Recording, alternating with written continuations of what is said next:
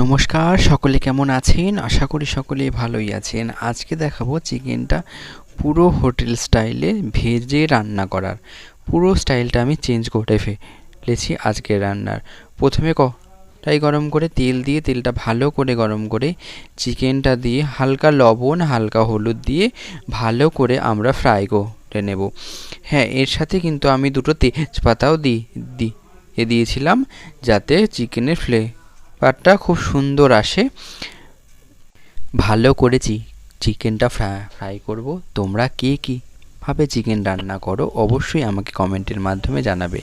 সেই ফ্রাই করে নেওয়া চিকেন উঠিয়ে রাখলাম, উঠিয়ে রেখে সেই তেলেই দিয়ে দিলাম আদা বাটা, রসুন বাটা আর পেঁয়াজ বাটা।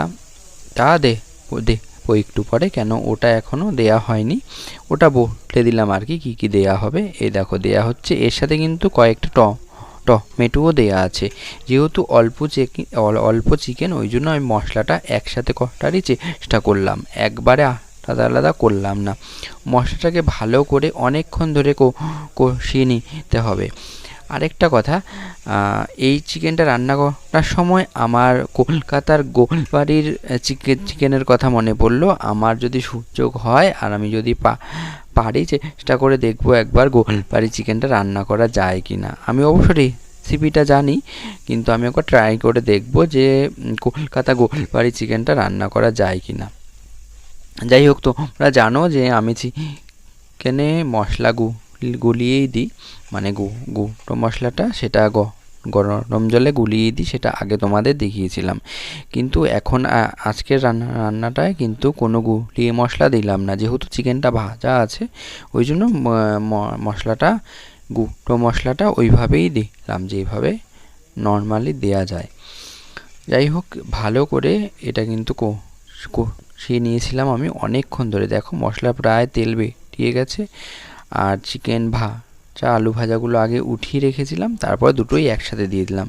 যেহেতু চিকেনও ভাজা আলুও ভাজা, তাই এই দুটো প্রায় 50% হয়েই গেছে, আর 50%টা রান্না করতে করতে হবে।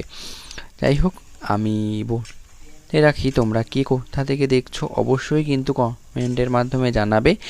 আর কে কত রকমভাবে রান্না করো, বা কে কীভাবে রান্না খাওয়া পছন্দ করো চিকেনটা, অবশ্যই কিন্তু কমেন্টের মাধ্যমে জানাবে। তোমাদের এক একটা কমেন্ট আমার ভিডিওগুলো এডিট করার ক্ষেত্রে বা ভিডিও করার ক্ষেত্রে অনেকটা আমাকে এগিয়ে দেয়।